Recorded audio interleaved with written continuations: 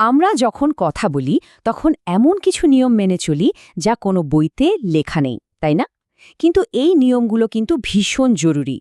আজকের এই আলোচনায় আমরা ভাষার সেই অলিখিত নিয়মগুলো নিয়েই কথা বলবো। আচ্ছা, একটা জিনিস ভাবুন তো, আমরা আমাদের বসের সাথে ঠিক যেভাবে কথা বলি, আমাদের বেস্ট ফ্রেন্ডের সাথেও কি সেভাবে বলি? বলি না, তাই তো? কিন্তু কেন এই পার্থক্যটা হয়?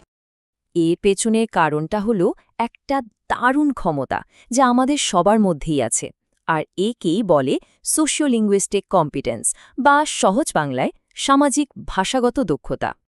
তো চলুন এই সামাজিক ভাষাগত দক্ষতার জগৎটাতে একটু ঢু মারা যাক, দেখি এই ব্যাপারটা আসলে কিভাবে কাজ করে। সহজ করে বললে সোশিওলিঙ্গুইস্টিক কম্পিটেন্স মানে হল বিভিন্ন সামাজিক পরিস্থিতিতে ভাষাটাকে ঠিকঠাকভাবে ব্যবহার করার ক্ষমতা। মানে কার সাথে কথা বলছি, সম্পর্কটা কেমন, বা কোন সংস্কৃতিতে কথা বলছি, এই সব কিছু মাথায় রেখে কথা বলা। ব্যাপারটাকে অনেকটা একটা সোশ্যাল ল্যাঙ্গুয়েজ টুলকিট বা সামাজিক ভাষার যন্ত্রপাতির বাক্সের মতো ভাবতে পারেন। আসুন তো দেখে নিই এই বাক্সের ভেতরে কি কি যন্ত্রপাতি আছে। আমাদের টুলকিটের প্রথম আর সবচেয়ে জরুরি যন্ত্রগুলোর একটা হলো আনুষ্ঠানিকতা বোঝা।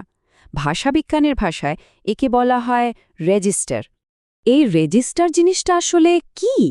এটা হলো পরিস্থিতি, উদ্দেশ্য আর সম্পর্কের উপর ভিত্তি করে ভাষার আনুষ্ঠানিকতার মাত্রা আর ধরনটা বেছে নেওয়া।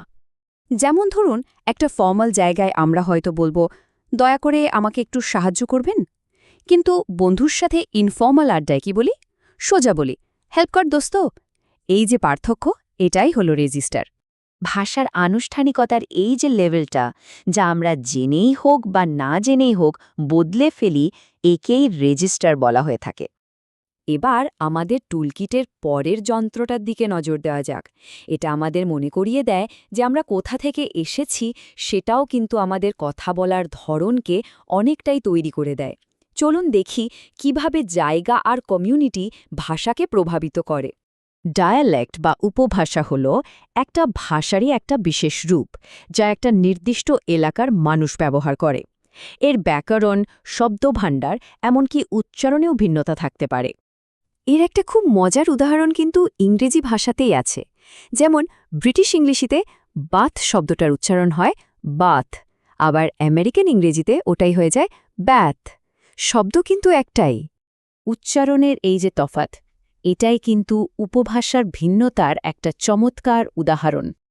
আর সবশেষে আমাদের টুলকিটের শেষ যে যন্ত্রটা, সেটা হলো সংস্কৃতি। এটা অনেকটা একটা দলের ভেতরের গোপন হাসির মতো, তাই না? মানে শুধু সেই দলের লোকেরাই এর আসল মানেটা বোঝে।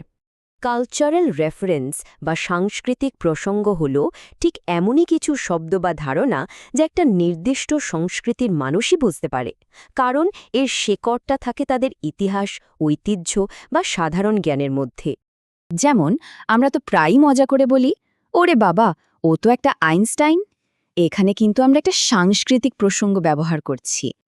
এখন দেখুন, এই কথাটা কিন্তু তখনই অর্থপূর্ণ হবে যখন আমরা সবাই জানি যে অ্যালবার্ট আইনস্টাইন কে ছিলেন আর তার গুরুত্বটা ঠিক কোথায়। এই সাধারণ জ্ঞানটা না থাকলে কথাটা কিন্তু অর্থহীন। তাহলে দেখুন, এই যে রেজিস্টার, উপভাষা আর সাংস্কৃতিক জ্ঞান, এই সব কিছু মিলিয়েই তৈরি হয় আমাদের যোগাযোগের এক অসাধারণ ক্ষমতা।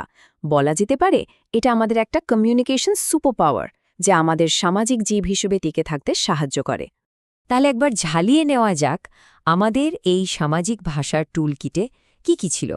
ছিল রেজিস্টার, মানে আনুষ্ঠানিকতা। ছিল ডায়ালেক্ট, মানে আমাদের এলাকা আর কমিউনিটি। আর ছিল কালচারাল রেফারেন্স, মানে আমাদের সবার জানা সাধারণ জ্ঞান। আর সবচেয়ে মজার ব্যাপার কি জানেন? এই এত সব সরঞ্জাম আমরা বেশিরভাগ সময় ব্যবহার করি কোনো কিছু না ভেবেই, একদম সহজাতভাবে। আর এটাই আমাদের একজন দক্ষ সামাজিক মানুষ হিসেবে গড়ে তোলে। তাহলে এবার একটু ভাবুন তো, কোন সেই অলিখিত সামাজিক নিয়মগুলো যা আমাদের প্রতিদিনের কথা বলার ধরনকে নিজের অজান্তেই নিয়ন্ত্রণ করে?